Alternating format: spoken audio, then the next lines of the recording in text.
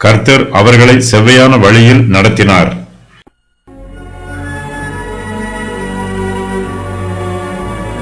சங்கீதம் 107. கர்த்தரை துதியுங்கள், அவர் நல்லவர், அவர் கிருபை என்றும் உள்ளது.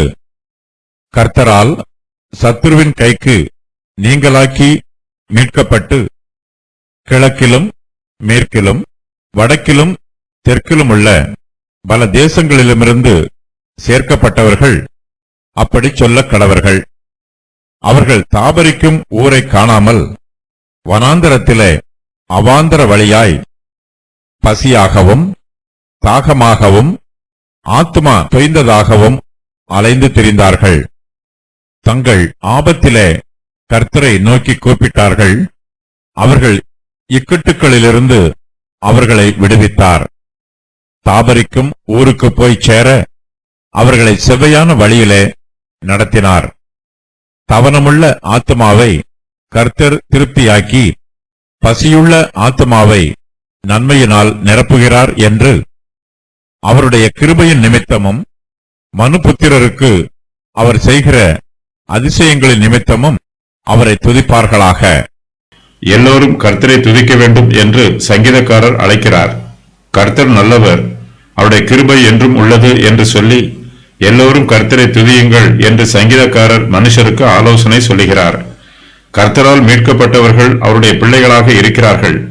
அவர்கள் பல தேசங்களிலும் சிதறி இருக்கிறார்கள். தம்முடைய பிள்ளைகள் எல்லோரையும் கூட்டிச் சேர்ப்பதற்காக கர்த்தராகிய இயேசு கிறிஸ்து கல்வாரி சிலுவையிலே மரித்தார். அப்பொழுது அவர்களில் ஒருவனும் அந்த வருஷத்து பிரதான ஆசாரியனுமாகிய காய்பா என்பவன் அவர்களை நோக்கி, உங்களுக்கு ஒன்றும் தெரியாது. ஜனங்கள் எல்லாரும் கெட்டுப் போகாதபடிக்கு ஒரே மனுஷன் ஜனங்களுக்காக மரிப்பது நமக்கு நலமாயிருக்கும் என்று நீங்கள் சிந்தியாமல் இருக்கிறீர்கள் என்றான்.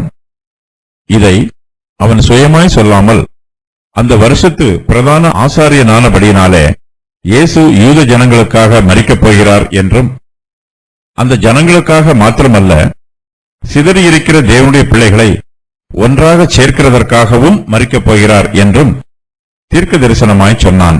யோவான் 11:49 முதல் 52 வரை. அப்பொழுது மனுஷகுமாரனுடைய அடையாளம் வானத்தில் காணப்படும். அப்பொழுது மனுஷகுமாரன் வல்லமையோடும் மிகுந்த மகிமையோடும் வானத்தின் மேகங்கள் மேல் வருகிறதை பூமியில் உள்ள சகல கோத்திரத்தாரும் கண்டு புலம்புவார்கள். வலுவாய் தொனிக்கும் எக்கால சத்தத்தோட அவர் தமது தூதர்களை அனுப்புவார். அவர்கள் அவரால் தெரிந்து கொள்ளப்பட்டவர்களை வானத்தின் ஒரு முனை முதற்கொண்டு மறுமுனை மட்டும் 4 திசைகளிலுமிருந்து கூட்டிச் சேர்ப்பார்கள். மத்தேயு 24:30-31. இஸ்ரவேல் ஜனங்களுக்கு மிகுந்த நெருக்கமும் வேதனையும் உண்டாயிற்று. அவர்கள் தங்கள் ஆபத்திலே கர்த்தரை நோக்கி கூப்பிட்டார்கள். அவர்கள் இக்கட்டுகளில் இருந்து கர்த்தர் அவர்களை விடுவித்தார். இஸ்ரவேல் புத்திரர் எல்லோரும் கர்த்தரால் சத்துருவின் கைக்கு மீட்கப்பட்டிருக்கிறார்கள். அந்நிய தேசத்திலே இஸ்ரவேல் ஜனங்கள் எல்லோரும் அடிமைகளாக இருக்கிறார்கள். தேவனுடைய ஆவியானவர் மனுஷருடைய ஆவிகளிலே கிரியை நடப்பிக்கிறார். கர்த்தருடைய ஜனங்கள் அந்நிய தேசங்களுக்கு துரத்தப்பட்டார்கள். இவர்கள் அந்நிய ஜாதியார் மத்தியிலே பரதேசிகளாய் ஜீவித்தார்கள். இவர்கள் எங்கெல்லாம் துரத்தப்பட்டார்களோ அங்கிருந்து பரிசுத்த ஆவியானவர் அவர்கள் எல்லோரையும் கூட்டிச் சேர்க்கிறார். கர்த்தராகிய தேவன் தம்முடைய ஜனங்களை சத்துருவின் கைக்கு நீங்களாக்கி மீட்டுக் கொள்கிறார். அவர்களை கர்த்தர் கிழக்கிலும் மேற்கிலும் வடக்கிலும் தெற்கிலும் உள்ள பல தேசங்களிலும் இருந்து கூட்டிச் சேர்க்கிறார். கர்த்தர் தமக்கு உரியவர்களை அறிந்திருக்கிறார். அவர்களை எங்கே கண்டுபிடிக்க வேண்டும் என்பதும் கர்த்தருக்கு தெரியும். எந்த திசையில் இருந்தாலும் அவர்களால் கர்த்தருக்கு மறைவாக இருக்க முடியாது. கர்த்தர் சர்வ வியாபகம் உள்ளவர். இஸ்ரவேல் ஜனங்கள் வனாந்திரத்தில் பிரயாணம் பண்ணுகிறார்கள். வனாந்திரத்திலே சரியான பாதை எதுவும் இல்லை. அவர்கள் தாபரிக்கும் ஊரை அவர்களால் காண முடியவில்லை. வனாந்திரத்திலே அவாந்திர வழியாய் பசியாகவும் தாகமாகவும் ஆத்துமா தொய்ந்ததாகவும் அலந்து திரிந்தார்கள். அவாந்திர வழியாய் நடக்கும் ஜனங்களுக்கு கர்த்தருடைய உதவி தேவைப்படுகிறது. எந்த வழியாக போகிறோம் என்பது கூட இஸ்ரவேல் ஜனங்களுக்கு தெரியவில்லை. அவர்கள் மிகுந்த ஆபத்திலே இருக்கிறார்கள். தங்கள் ஆபத்திலே கர்த்தரை நோக்கி கூப்பிட்டார்கள். அவர்கள் இக்கட்டுகளில் இருந்து அவர்களை விடுவித்தார். தாபரிக்கும் ஊருக்கு போய் சேர அவர்களை செவ்வையான வழியிலே நடத்தினார். அவர்கள் தாபரிக்கும் ஊருக்கு கர்த்தர் அவர்களை வழிநடத்தி கொண்டு போனார். இந்த வாக்கியம் இஸ்ரவேல் ஜனத்தாரை விசேஷமாக குறிப்பிடுகிறது. ஆனாலும் கர்த்தருடைய கிருபை எல்லோருக்கும் பொதுவாய் இருக்கிறது என்று வேத பண்டிதர்கள் வியாக்கியானம் சொல்லுகிறார்கள். அக்காலத்தில் அரபியா தேசத்து பாலைவனத்திலே பிரயாணம் பண்ணுவது மிகவும் கடினம். பாலைவனத்தில் பிரயாணம் பண்ணுகிறவர்கள் தாங்கள் போய் சேர வேண்டிய ஊருக்கு போக முடியாமல் பாதை தெரியாமல் காணாமல் போய்விடுவார்கள். பாலைவனத்தில் அவர்கள் பசியாகவும் தாகமாகவும் ஆத்மா தொய்ந்தவர்களாகவும் அலைந்து திரிவார்கள். அவர்கள் தங்கள் ஆபத்திலே கர்த்தரை நோக்கி கூப்பிடுவார்கள். கர்த்தர் அவர்கள் இக்கட்டுகளில் இருந்து அவர்களை விடுவிப்பார். அவர்கள் தாபரிக்கும் ஊருக்கு போய் சேர கர்த்தர் அவர்களை செவ்வையான வழியிலே நடத்துவார். அவர்கள் இஸ்ரவேலின் காணியாட்சிக்கு புறம்பானவர்களாய் இருந்தாலும் கர்த்தர் அவர்களுக்கு உதவி புரிவார். இஸ்ரவேல் ஜனங்கள் எகிப்தின் அடிமைத்தனத்திலிருந்து விடுவிக்கப்பட்டு கானான் தேசத்திற்கு புறப்பட்டு போனார்கள். வழியிலே அவர்கள் 40 வருஷ காலமாக வனாந்திரத்திலே சுற்றி அலைந்தார்கள். இக்காலத்தில் கர்த்தர் தம்முடைய பிள்ளைகளுக்கு உதவி செய்ததை இந்த வசனங்கள் குறிப்பிடுவதாக வேத பண்டிதர்களில் சிலர் வியாக்கியானம் சொல்லுகிறார்கள். இஸ்ரவேல் ஜனத்தார் வனாந்திரத்தில் பிரயாணம் பண்ணிய போது பசியாகவும் தாகமாகவும் இருந்தார்கள். பசியினாலும் தாகத்தினாலும் அவர்கள் மரித்து போக வேண்டிய சூழ்நிலை உண்டாயிற்று. கர்த்தரோ அவர்களுடைய பசியையும் தாகத்தையும் தீர்த்து அவர்களுக்கு ஜீவனை கொடுத்தார். வனாந்திர பிரயாணம் முடிவு வரையிலும் கர்த்தர் அவர்களை அற்புதமாய் போஷித்தார். அதே தேவனே இன்று நம்மையும் வழிநடத்துகிறார். அவர் நம்மையும் போஷிப்பார். கர்த்தர் கவனமுள்ள ஆத்துமாவை திருப்தியாக்குகிறார். பசியுள்ள ஆத்துமாவை நன்மையினால் நிரப்புகிறார். நாம் கர்த்தருடைய கிருபையை நினைத்து பார்த்து அவரை துதிக்க வேண்டும். சங்கீதக்காரர் இது பற்றி சொல்லும் போது அவருடைய கிருபையின் நிமித்தமும் மனு புத்திரருக்கு அவர் செய்கிற அதிசயங்களின் நிமித்தமும் அவரை துதிப்பார்களாக என்று சொல்லுகிறார். இஸ்ரவேல் ஜனங்கள் மாத்திரமல்ல, எல்லா மனுஷருமே கர்த்தருடைய கிருபையையும் இரக்கத்தையும் நினைவு கூர்ந்து அவரை துதிக்க வேண்டும். சங்கீதம் 107 கூறப்பட்டிருக்கிற புத்திமதிகள்: கர்த்தரை துதித்து ஸ்தோத்திரம் செலுத்துங்கள். கர்த்தரால் சத்துருவின் கைக்கு நீங்களாக்கி மீட்கப்பட்டவர்கள் அப்படி சொல்ல கடவர்கள். கர்த்தர் நன்மையினால் நிரப்புகிறார் என்று அவரை துதியுங்கள். மனுபுத்திரருக்கு கர்த்தர் செய்கிற அதிசயங்களின் நிமித்தம் அவரை துதியுங்கள். கர்த்தருடைய கிருபையின் நிமித்தம் அவரை துதியுங்கள். மனுபுத்திரருக்கு கர்த்தர் செய்கிற அதிசயங்களின் நிமித்தம் அவரை துதியுங்கள். கர்த்தருடைய கிருபையின் நிமித்தம் அவரை துதியுங்கள். மனுபுத்திரருக்கு கர்த்தர் செய்கிற அதிசயங்களின் நிமித்தம் அவரை துதியுங்கள். ஸ்தோத்திர பலிகளை செலுத்தி கர்த்தரை துதியுங்கள். கர்த்தருடைய கிரியைகளை ஆனந்த சத்தத்தோட விவரியுங்கள். கர்த்தருடைய கிருபையின் நிமித்தம் அவரை துதியுங்கள். மனுபுத்திரருக்கு கர்த்தர் செய்கிற அதிசயங்களின் நிமித்தம் அவரை துதியுங்கள். ஜனங்களின் சபையிலே கர்த்தரை உயர்த்துங்கள். மூப்பர்களின் சங்கத்திலே கர்த்தரை போற்றுங்கள். கர்த்தரை துதிப்பதற்கு காரணங்கள்: கர்த்தர் நல்லவர், அவர் கிருபை என்றும் உள்ளது. சத்துருக்களிடமிருந்து நீங்களாக்கி மீட்பார்.